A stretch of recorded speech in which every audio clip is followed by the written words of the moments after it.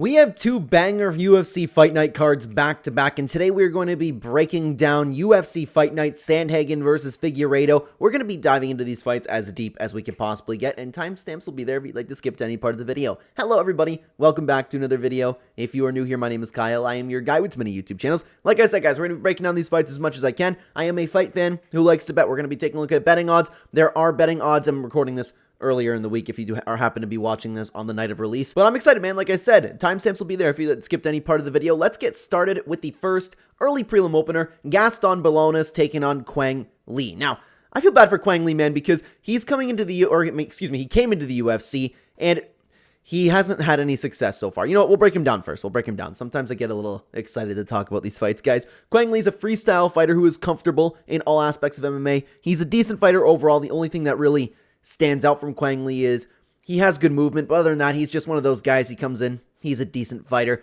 Gaston Bolanos, on the other hand, he is a Muay Thai world champion, and of course, he is a Muay Thai fighter with good power, and he isn't afraid to get creative with his strikes. His striking in general is pretty on point, and if he happens to get a knockdown or a takedown, if he ends up on top of his opponents, he has pretty nice ground and pound. Historically, though, his grappling was a hole in his game, but that seems to be improving with time. He's 8-4, and I do believe that Gaston Bolanos is a little bit better than his 8-4 record. He was a fighter that we haven't seen for a long time because he was a Bellator fighter, and since he came into the UFC, he got a really nice win over Aaron Phillips, and then lost to Marcus McGee, which I think has been aging incredibly well. Marcus McGee seems like he's going to be a real problem for the division, and then he came back and got a win over Cortavius Romeus, which was an extremely tough fight on both ends, man. It was a good showing for both guys, and I believe that Gaston Bolanos is a little bit of an underrated fighter. Quang Le, on the other hand, I feel bad because I don't want to say he's underrated, but I want to cut him some slack, okay? I've been watching this guy since his LFA days, man, and he looked good in the LFA. Once he came into the UFC, he took the fight against Chris Gutierrez on short notice. That's a tough fight to take for a UFC debut on short notice, but unfortunately, he just ended up getting finished by Long Jiao after that, so a little bit of a rough go for Quang Le so far, guys. To be honest with you, I am pretty confident in saying that Gaston Bolanos will get the win over Quang Le. I just think he's going to be better. I think he's going to be better. I would imagine that, the problem is, Quang Le has the ground options. And like I said, Gaston Bolanos, historically, there has been a little bit of a hole in his grappling, but he's been getting better in that. And Quang Le doesn't really have the ground game that makes me go, ooh, this might be a problem for Gaston Bolanos. He's just a decent fighter. And I think Gaston Bolanos is a little bit more than a decent fighter. So there will be a clear difference in the striking department. I believe that this will remain on the feet, and I believe that Gaston Bolanos will end up beating Quang Le. I am decently confident in saying that. So that's going to be my first pick. And you can see over at OddsGem, Gaston Bolanos is sitting at the average odds of -186 right now. And I get that, man. I get that. And guys, I apologize right now. We're going to have to deal with this for the rest of the video. I don't know why it's so cut off here. I don't believe it usually is cut off that much. So we'll look into fixing that as time goes on with these videos. But you can see Quang Le, Gaston Bolanos. It's pretty much there. It's just cut off a little bit. So sorry about that, guys. Regardless, I like those odds. I actually would consider betting on Gaston myself. I just like this particular fight, man. All right, guys, let's continue on to one of the most exciting divisions in the entirety of the UFC. We have Juliana Killer Miller taking on Ivana Petrovic. Juliana Miller, 3-3 in the UFC. Looking fantastic so far.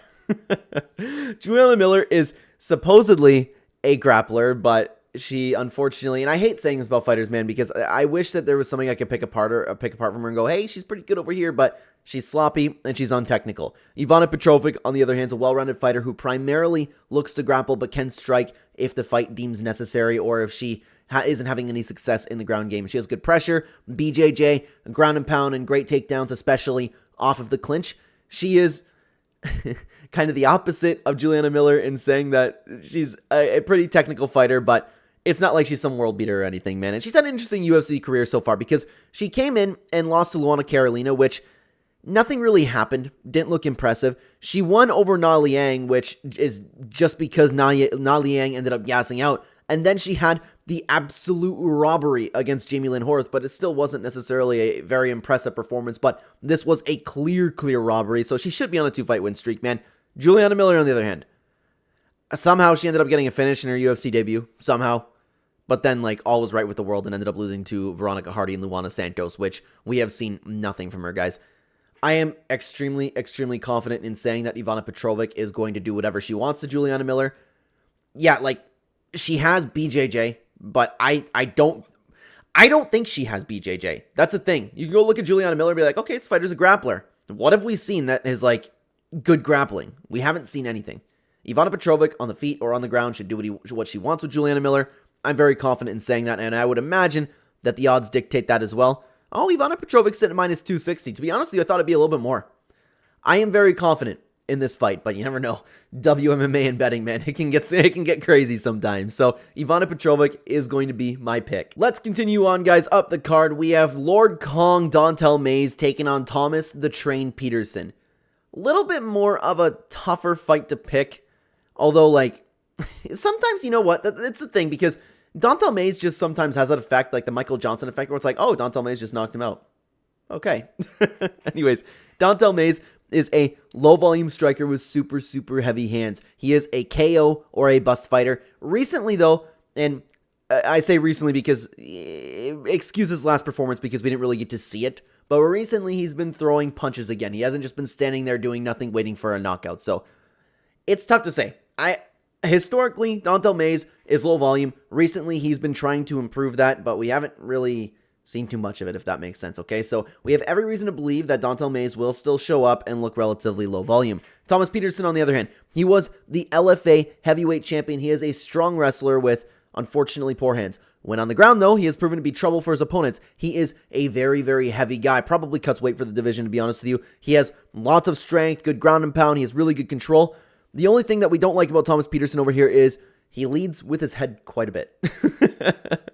And especially in the heavyweight division, walking into punches like Dontel Mays, man. But it can work out for him, too, because clash of heads can absolutely happen with the way that Thomas Peterson, you know, the train might be accurate, just like diving head first, diving into his opponents over there.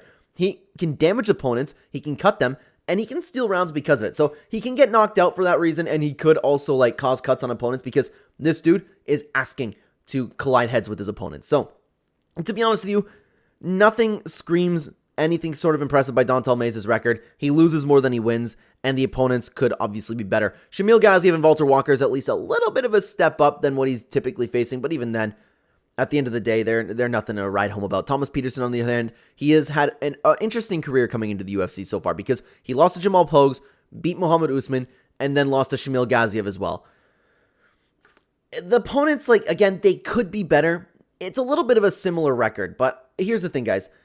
I just see, when I watch these two fight, I have one guy who is low volume and relies on his power to get the job done. Thomas Peterson at least comes in there and he tries to win the fight. He has options. While the hands are ridiculously sloppy, at least, like, there is a clear advantage in the ground game. Dontel Mays just lost by, you know, unfortunately getting, so I don't know why I keep saying unfortunate about Dontel Mays. Like, it sucks to see a lot of these guys, you know, scrape up a bunch of losses in a row. But he ended up getting taken down. He ended up getting submitted. I got to go with Thomas Peterson over here. He's in his prime. He has more options in this fight. He can cut Dontel Mays. And I have no reason to believe that Dontel Mays will sit there and actually try to strike. But with the way that Thomas Peterson leads with his chin up in the air sometimes, man, he can get cranked. Sometimes Dontel Mays has that power. He is a KO or bust fighter. And I'm going to imagine he is not going to KO Thomas Peterson. Although it is possible. So it's a little bit of a low confidence pick, but I am picking Thomas Peterson to get the job done. Let's see what OddsJam has to say over here. Thomas Peterson is sitting at a minus 251 favorite. I think that's too much. I think it should be a little bit less than that. Maybe minus 200.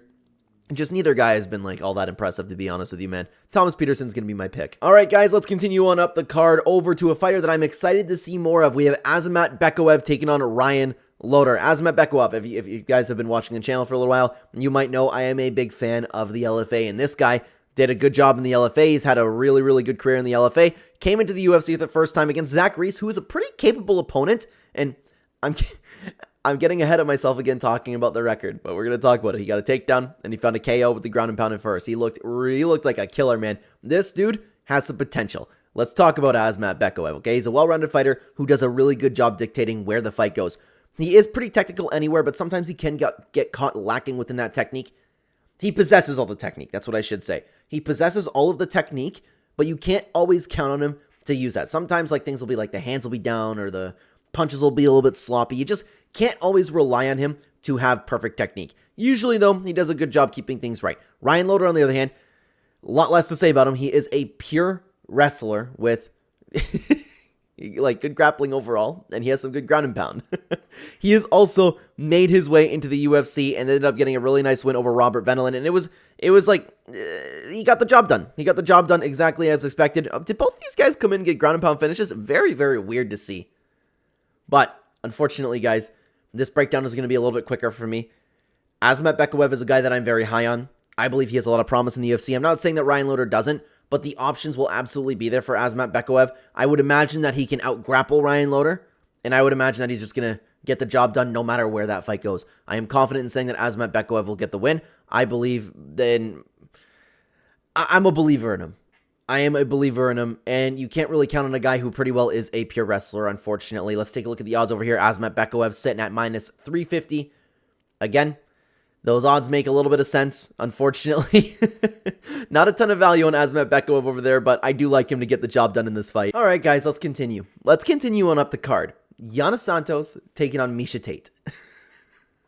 Guys, if Miesha Tate wins again, I don't know. I don't know what to say over here. I can't believe, and okay, I know Julia Avila is garbage. I know. But you losing to Miesha Tate in, what was that, a year ago? So about 2024? Losing to Miesha Tate in 2024, crazy. Crazy, okay? Let's break the fight down. Yana Santos. She is known as a kickboxer, but hasn't exactly performed well in the octagon most of the time. We will talk about one recent performance. I would personally say that her clinch game is the strongest. Her 15-8 record speaks for itself. Typically, she comes in and, kind of like Thiago Santos, doesn't do a lot. After having 3 losses in a row to nothing to note, she ended up fighting Chelsea Chandler. And I know that Chelsea Chandler, and I don't care how she performs over the weekend. I'm recording this video again before the fight with Chelsea Chandler actually took place. She's not a good fighter. But in this fight, she fought the perfect fight, okay? She was nice, she was technical, and she brought nothing but absolute destruction to Chelsea Chandler, and she had an amazing performance. So this is the one time I've looked at Yana Santos and go, wow, that was a really solid performance. If she keeps that up, then she can be a real tough problem to deal with. But that's like the only time that she's ever really looked that good. Maybe it was a non-night, maybe it's Chelsea Chandler being garbage, I don't know. But she's coming off of a one-off performance where she looked incredible. Miesha Tate, on the other hand, she is a wrestler and a grappler who is well past her prime and was always overrated on the feet. She's horrible. At least she has some technique with the takedowns, but there's really nothing to note over there, okay? Miesha Tate, she's 20-9. Like, what can I say? What can I say? She fought no good competition, nothing. Has some wins, has some losses. Yana Santos should win this fight. But the problem is, I'm sitting here just like we talk about with Thiago Santos. And it's like, okay, you know what? As long as you don't come in here and do nothing, which you have a history of doing, I don't know how both of them do that. Yana Santos, as long as she tries to win the fight, as long as she's throwing punches, as long as she doesn't get taken down just like getting caught, like being stationary and going, oh, I'm on the ground somehow, she should win this fight. She is the better fighter. She has the better technique. She should win this fight. She is the better fighter. Miesha Tate is garbage. Miesha Tate has some okay entries on takedowns, and that's it. She has always been overrated. I can't believe she was the champion. And sorry, I know I'm like dogging on Miesha Tate a little bit, but she's also like so arrogant. Like I can't, it's crazy to me. Like, you ever listen to Miesha Tate talk about fights like she has been this like dominant champion for years upon years upon years upon years? It's crazy to me. Her striking style is so strange. It's like, dude, you can even tell in her stance, like she's so confident. Like she's this crazy veteran. Oh, I can't stand it. Yeah, and I promise you guys, I'm not being biased right now. Yana Santos should win this fight. I am picking Yana Santos to win this fight. I want to bet on this fight, but I also can't trust Yana Santos. Maybe we'll throw in a fun parlay, man, because I already know the odds are probably going to be pretty close. Yeah, look at that. Yana Santos is the underdog. How can you be an underdog against Miesha Tate in 2025? That's crazy. This is absolutely 100% an underdog opportunity, but the problem is they're giving Miesha Tate an opponent who might just stand there and do nothing. Come on, Yana Santos. Show up like you did against Chelsea Chandler. If the version of Yana Santos shows up that fought Chelsea Chandler, this is going to be an absolute domination performance, okay? Yana Santos is going to get the win. I hope she gets the win, but my pick is going to be Yana Santos, and I am confident in saying so, but I know that something's bound to go wrong with that. All right, guys, let's continue on up the card, though, over to Smotherman, taking on Serhiy Sidey. This is actually a really tough fight to predict. I don't really know what's going to happen in this one. So, we have Cameron Smotherman. What is wrong with me? Oh, my God. Cameron Smotherman. He's a striker with high-paced and a high-paced aggressive approach. He does a good job using his pressure to overwhelm opponents, and he isn't afraid to get scrappy. In general, he is a pretty durable guy. Serhiy Sidey, on the other hand, is a well-rounded fighter with a good jab and power behind his shots. He's very technical, has great cardio, and does a good job adjusting mid-bout when it is necessary for him. If he's either losing the fight or if he sees a weakness, he does a good job switching things up. He's also one of those guys with extra level amount of heart. It's very, very difficult, and so far we haven't seen him broken at all. He's coming into the UFC with two really, really nice performances. He got the split decision over Garrett Armfield, and all aspects of MMA were shown here. It was a good performance, and this Ramon Taveras loss, I don't look at that and go, okay, yeah, you know what, he lost a fight. Like, he did lose a fight, and it was a close fight, but both guys' stock went up there. It was a phenomenal outing, and it was a great fight to watch. Cameron Smotherman, on the other hand, unfortunately, he did get a loss on the Contender Series, but then he won 3 fights in a row, came into the UFC, and got a win over Jake Hadley. I believe he's a little bit unproven. Jake Hadley's a good win man, but I still need to see a little bit more from Cameron Smotherman to sit down and go, okay, you know what? Maybe this guy could be a contender. He could be, don't get me wrong. I'm not in a spot where I'm high on him. Serhiy Sidey, on the other hand, I have seen the dog fight in him. I've seen the technical ability that he possesses. I'm going to lean towards him, although I'm not confident in saying that at all. You got to take into account the Canadian curse as well. Canadians typically don't have the best prospects coming out of their country, and this is coming from a guy who lives close to Burlington, okay? I'm a Canadian myself.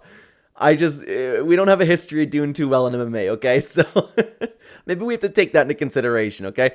Serhiy Sidey is going to be my pick, though. It's going to be a very, very low confidence pick. I just have seen better performances from him so far against better competition, okay? Serhiy Sidey is sitting at a -166 favorite. That makes sense, man. It makes sense. Like I said, we've seen more from him. We've seen him have those dog fights. He's taken on some good opponents, so I'm comfortable in saying that he's going to get the job done, although I could see that one being an upset. All right, guys, let's continue on to a fight in the strawweight division that I'm actually a little bit interested in. I don't really know how this fight's going to go. We have Marina Rodriguez taking on Gillian Robertson. Marina Rodriguez, she is a striker who probably does her best work when just pure boxing. She has good speed. She has good volume compared to the rest of the division. She does have a little bit of a hole in her game, that being takedown defense. It's not a huge hole, but it has been trouble for her in the past, and unfortunately, she's fighting Gillian Robertson for takedown defense. Gillian Robertson, on the other hand, she is a great grappler for the division. She has decent takedowns, she has good control, really smooth transitions, really nice submissions. Historically, she has shown to have very, very weak hands, but they're vastly improving. She has been adding kickboxing technique with good feints, solid pressure, and pretty good cage control. Gillian Robertson, after really being counted out, she has been improving. She's entering her prime now, and she found herself having 3 nice wins in a row. The only problem is, though, I don't want to say relevant, but the only, I would say good fighter that she's taken on so far is Tabitha Ritchie, and she didn't end up winning that fight, but that is a tough style for her. She came back, and the thing is, while the opponents could absolutely be better, she is coming in and she is clearly improving. Like I said, with her stand-up game, she is looking better and better, and she looks like she really, really wants to be a champion. The Luana Pinheiro fight was pretty close, to be honest with you, and I was left unsure about how I feel about her fighting in the rankings, because at the end of the day, she still is having, some iffy performances, but like I said, she's improving. Marina Rodriguez, on the other hand, something I didn't know is she is past her prime now, 38 years old. She has had more losses than she's ever had. She's looking like a crazy, crazy contender. Then unfortunately, she had some losses the last couple of years. Her only win being you might as well have, like, a 6-year-old might have had a better chance fighting her than Michelle Waterson Gomez. Like, one of the worst fighters of all time, okay? Then, unfortunately, she also had 2 split decision losses. They were against good competition, though, and she just got beat. I personally, for the Eisman-Lucindo fight, I edged it to Lucindo, and for the Jessica Andrade, I believe that Jessica Andrade just won that fight, and she just did a little bit more. So, yeah, they were close-ish, but I did give the fights to her opponents in that fight, them being a split decision. Here's the problem, though. It's such a tough fight to predict, in my opinion, because, yes, historically, takedown defense is something Marina Rodriguez has struggled with. She has also not really looking the greatest. You have someone who's clearly on the decline versus somebody who's clearly on the incline, okay? But the only thing that is stopping me here is Marina Rodriguez has had such better performances and tough, close fights against so much better competition that Gillian Robertson has faced. Like I said with Gillian's last performance, I was left feeling unsure about how she fits into the rankings. And Marina Rodriguez is by far, not by far the biggest test because she fought Tabitha Ricci in recent times. It is a big, big step up in competition for Gillian Robertson, okay? I'm going to lean towards Gillian Robertson because, like I said, Marina Rodriguez can be taken down. That's Gillian Robertson's best work. And Gillian Robertson is in her prime, fighting somebody who's 38 years old. Gillian Robertson is somebody that the UFC would definitely want to promote as well. There are a lot of people who will tune into a Gillian Robertson fight. Well, you know, from Instagram. You get what I mean? I'm not saying like she's a big star or anything, but she's a pretty likable person. The UFC probably wants her to win, so if it's a close fight, they might edge it her way as well. And it's somebody who is just entering her prime. I'm going to lean towards Gillian Robertson, although I could see an upset written all over this one. I'm saying that. I would imagine she's the favorite. Yeah, Gillian Robertson, minus 290. That's too much. Way, way, way, way too much. I'm talking like minus 200, minus 150 for Gillian Robertson. So if you like Marina Rodriguez, she is also an excellent underdog opportunity, but I don't like it, man, because she is, like I said, way past her prime. If this was prime Marina Rodriguez, I'd pick her to win, but not anymore. Now, guys, before we continue on with the card, as you know, I talk a lot about betting on this channel. If you are interested in either supporting the channel or seeing exactly what I'm doing with my money, where I'm putting my money, where my mouth is, then you can check out the channel membership, which is very cheap compared to other channels, in the pinned comment, description down below, or right next to the subscribe button. Every Thursday, Friday, or Saturday morning, depending on whether or not I want to bet on Friday fights, I will be making a community members post along with a members only video showing exactly what I am doing with my money when I'm betting on MMA. So if you're interested again in either supporting the channel or seeing what I'm doing with my own money, I would appreciate you having over there. Again, pinned comment, description down below, or right next to the subscribe button, excuse me. Let's talk about the main card. This is a good main card. Starting off with the return of Jeremy Stephens, supposedly having a one-fight deal, which is really, really weird. He's taking on Mason Jones.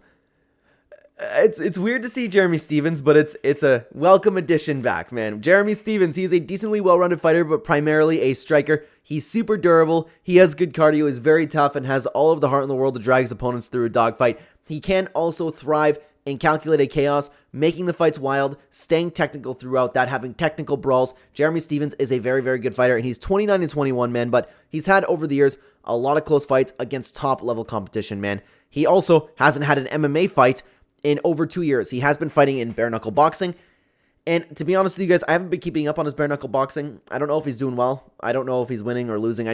Bare-knuckle is something that I tune into very, very rarely. So he has been active just in bare-knuckle boxing, okay? Mason Jones, on the other hand, he is a well-rounded, fairly durable fighter who comes in with high output striking, looking to finish the fights as soon as possible, either on the feet or on the ground. He possesses those ability to finish the fights either way. Here's the problem. He has no recent experience against top-level competition, and then you have, like, Jeremy Stephens, who has all of the experience against top-level competition, but he hasn't been in the UFC for, how long has it been? Almost 4 years ago now. Almost 4 years. How's he going to perform at almost 39 years old? That's way past your prime for a tough division. So this fight has questions written all over it. I'm going to lean towards Jeremy Stephens. I know what to expect from him, but do I? Like, hey, stay away from this fight, guys, if you're betting. Honestly, I'm going to pick Jeremy Stephens, but it's a very low confidence pick. I don't know how either of these guys are going to show up looking in the UFC, man. And you can see, wow, holy, Mason Jones, minus 484? What am I not seeing here? I know he's fought in the UFC before, but like, wow. That's shocking. I mean, like, are people really sleeping on Jeremy Stephens that much? Is that the reason? I don't know. Wow, I didn't expect it to be that much. I guess I'm picking Jeremy Stephens. Alright guys, let's continue on to the fight on the card that I am personally most excited for aside from the main event. We have Montel Jackson taking on Daniel Marcos. This is an incredible matchup. This is a fight that you cannot miss. We have Montel Jackson. He is a big striker with lots of power, and his hands can be very, very dangerous. He has really nice, crisp, straight shots along with a wrestling base to back that up. He's taking on Daniel Marcos, undefeated so far, who is a versatile striker with really nice movement, combinations, and defense. He's not useless on the ground, but he has shown the ability to get up when taken down. It's like definitely a striker, but I don't know why I said like not useless. It's just like yeah, the ground game could use some work, you know what I mean? But other than that, his timing on his shots can be very, very nice. He does a good job managing distance and has a nice variety of shots as well. Daniel Marcos has looked really, really nice in the UFC so far, and he's had some really, really clean performances, okay? And he's taken on some good competition as well, like just in his last five, Simon Oliveira, David Grant. I know we have the Aokiori Lang fight, which we didn't really get to see much of. John Castaneda, and then Adrian Yanez. I will say about Adrian Yanez, though, made me tone it down just a little bit on my hype for Daniel Marcos, okay? This is a great fight. It was a close fight, but I personally thought that Adrian Yanez won this fight. I thought that he won rounds 2 and 3. The only problem is, and I would love for you guys to comment down below because I'm not 100% sure about how I feel about this, but I think it's important to mention. Like, Yanez started to really take over as that fight ended, and it kind of looked like Daniel Marcos wanted out of there. Just by his body language, just by looking at him. I could be wrong about that. Maybe it was just him being dragged through a dogfight. I don't know. If you guys feel the same way, please comment down below, like whether you agree or disagree, because is there a heart issue with Daniel Marcos? Maybe, but he did go through with the fight, and he did get a win. I just question him about the top 15 now. Montel Jackson, though, man, he's been looking great in the UFC so far. He has all of the hype in the world, man, and he's coming off of like a 10-second KO of my man, Damon Blackshear. I love Damon Blackshear. That hurt to see, Montel Jackson. Why'd you have to knock him out? I love watching Damon Blackshear fight. But, guys, these are two incredible prospects taking on each other. I could see this fight going either way. I'm going to lean towards Daniel Marcos. Very, very slight lean. Do not bet on this fight. Like, it can go either way. I imagine it's going to stay on the feet. And Daniel Marcos has been, I would say he's been improving more. But, like, Montel Jackson's good too, man. This is going to be an incredible fight. I'm going to lean towards Daniel Marcos, and I'm sitting at like a 55-45 on this one, guys. I'm going to sit back, and I am going to enjoy this one. Montel Jackson is sitting at the favorite at minus 192 right now. I'm picking the underdog, Daniel Marcos. But again, like ridiculously low confidence in that. It's a shame that somebody has to lose this fight because these are two great fighters going up against each other, man. Let's continue on up the card, though. We have Santiago Ponzinibbio taking on Daniel D-Rod Rodriguez. Interesting fight. Good matchup, to be honest with you, with the state of both guys' careers. They're both 38 years old right now. They're both well past their prime. Santiago Ponzinibbio, he is a great striker who's excellent at range with really nice power. But the problem is, like I just said, he is way past his prime. Daniel Rodriguez, on the other hand, he's a decent boxer with good takedown defense. Sometimes in fights he fades, and like I just talked about with both these fighters and Santiago Ponzinibbio, he is also well past his prime. Daniel Rodriguez is actually coming off of a win. Both of these guys are actually coming off of a win against Alex Morono, but Alex Morono has shown to be washed as well. It was a split decision. It was a back and forth, gritty fight. And because both guys looked like crap, it was like an okay performance. Other than that, he is losing as expected with his last win being against Li Jingliang, which is a weird fight too. Santiago Ponzinibbio, on the other hand, he's been taking on not the best competition. Like, it could be better. Like, it's not like he's been like fighting anybody washed, don't get me wrong. It's just like there's explanations in his wins and losses over here. He's well past his prime. He's being fed some fighters that aren't, crazy hungry, I would say. Some fighters that could be over the hill. Like, we have another Alex Morono on the record there. Kevin Holland, you never know what to expect with him, but Kevin Holland ended up flatlining him. It's just you don't know what to expect with Santiago Ponzinibbio anymore, man. But I am going to pick Santiago Ponzinibbio to win the fight. That's mostly because I think Daniel Rodriguez is, and I mean no disrespect by this, I don't know how else to say it, I don't believe he's a good fighter. Santiago Ponzinibbio has way better technique. It's probably going to be a stand-up fight. If Santiago can keep it at range, which he probably will, he's going to do better. I think he's going to have a little bit more output. Daniel Rodriguez is just going to eat shots for 3 rounds, and I would imagine that Santiago Ponzinibbio is going to win a decision. I'm fairly confident in saying that. I don't think I've ever picked Daniel Rodriguez to win a fight, but it's two fighters that are way, way beyond their prime, and when you get into that territory, really anything can happen. Daniel Rodriguez is sitting at minus 127 favorite right now. I don't know. I have always thought people overhyped him. I always thought that, and I don't mean to be disrespectful because I don't know anything about Daniel Rodriguez. I know he has accomplished a very, very nice career, made some good money for himself, like all the respect in the world, but I don't think he's good. Santiago Ponzinibbio at least still has some in the tank.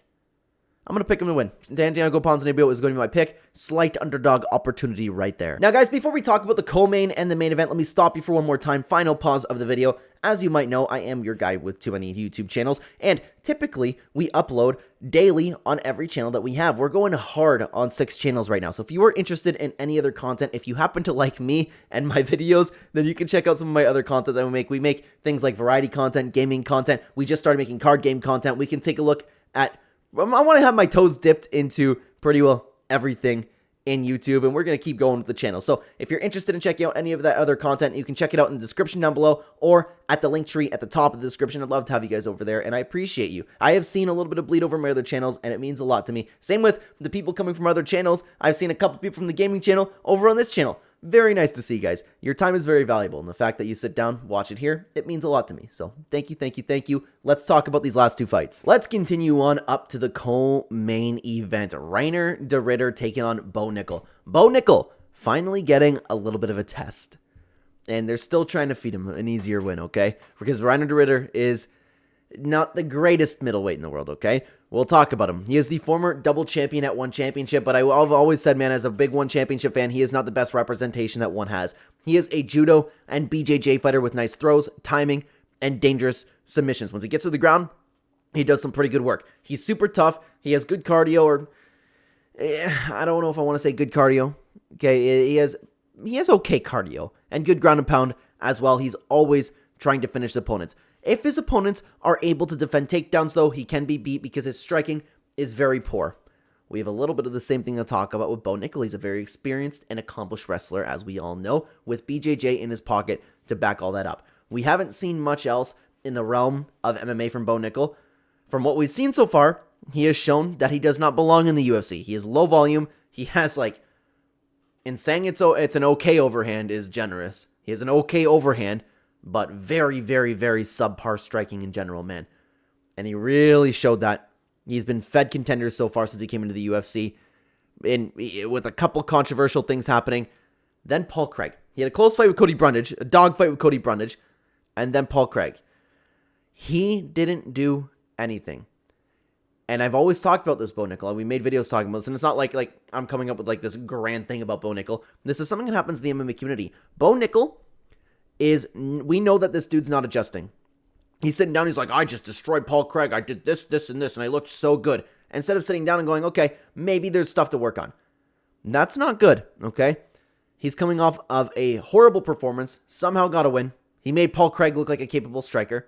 Reiner de Ridder, though, on the other hand, has had a little bit of a sloppy start to the UFC, but he did scrape up 2 wins. He had the Jerome Learshar fight, which is pretty well a fraud check, unfortunately, because it was a sloppy mess, and he ended up getting a finish. Then he had the Kevin Holland submission, which happened too quickly to really gauge how he fought against Kevin Holland. Here's the problem. If it goes to a decision, no matter what happens, I'm convinced they're going to give it to Bo Nickal. They want to push Bo Nickal, and it's just not working. I believe Reiner de Ridder is more likely to win this fight.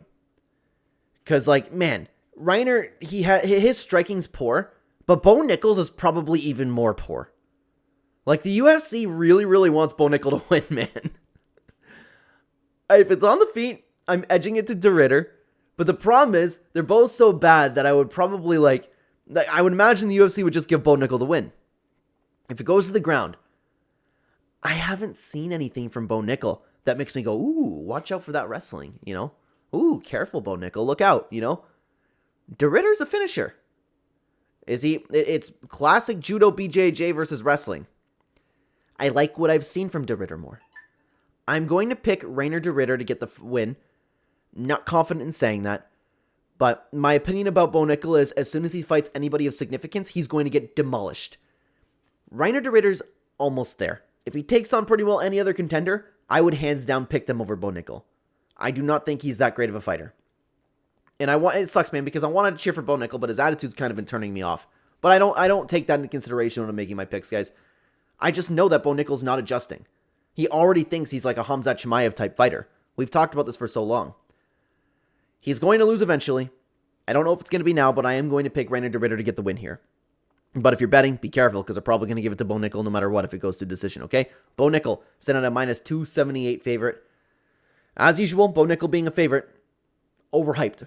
overhyped, I will say, but Reign of the Raider is going to be my pick. I have another underdog opportunity here. All right, guys, let's continue on to the main event. An incredible fight. Two of the best fighters in the toughest, most stacked division in MMA history. Corey Sandhagen taking on Deiveson Figueiredo. I cannot wait to watch this fight. I am beyond excited for this, okay?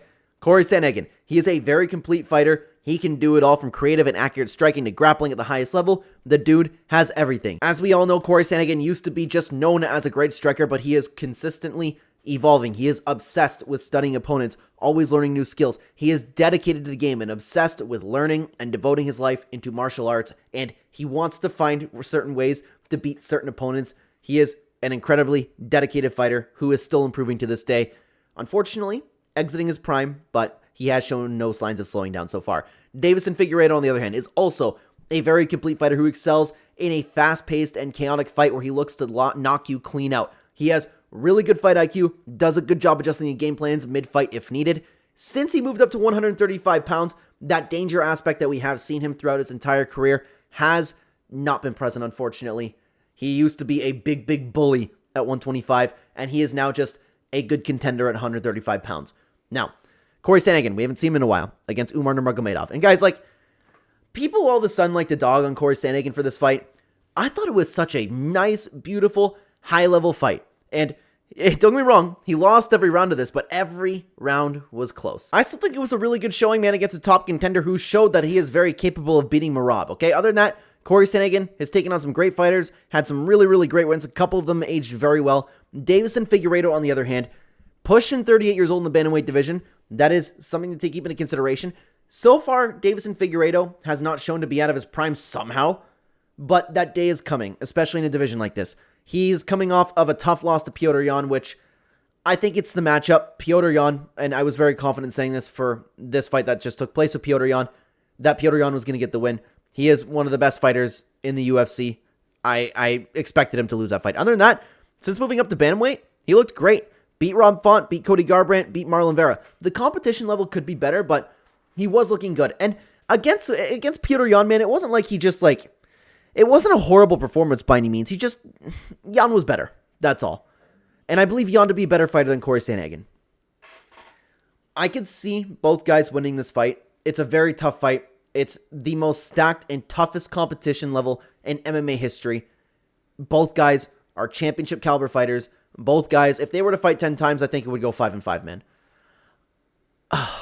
It's so tough. I'm going to go Deiveson Figueiredo. I can't tell you why. Both of them are so complete and so good. I could see it going either way. I'm talking 55-45 again with this fight, man. It is fantastic matchmaking. I'm going to go with Deiveson Figueiredo. He's been more active recently. He just had a really nice fight. Went 5 rounds with Petr Yan. But then again, like, Corey Sandhagen, man, like, it was only 8 months ago he fought Umar Nurmagomedov. I don't know. I don't know who's going to win this fight. Deiveson Figueiredo is going to be my pick for the sake of the video, but I am not confident in saying that whatsoever. Let's take a look at the odds over here. Corey Sandhagen sitting at a minus 478 favorite. That's too much. What are the odds seeing that I'm not over here? I think both guys are complete. I think both guys are phenomenal. Both guys are championship material. That's crazy. That's crazy. Deiveson Figueiredo is going to be my underdog pick. We picked a bunch of underdogs this time around, guys. But like I said, we have another amazing fight night ahead of us. I cannot wait to watch this card. Don't get me wrong, couple stinkers, but even in the stinkers, like the Miesha Tate fight, like it's going to be like, is she actually going to pull off the win? Who knows? Let me know what you thought about the card down below, what your picks are going to be. And in the meantime, why don't you check out this video that we recently made on the channel over here. If you enjoy MMA, if you enjoy this channel, YouTube thinks you would like it the best. Thank you so much for being here, everybody. Take care.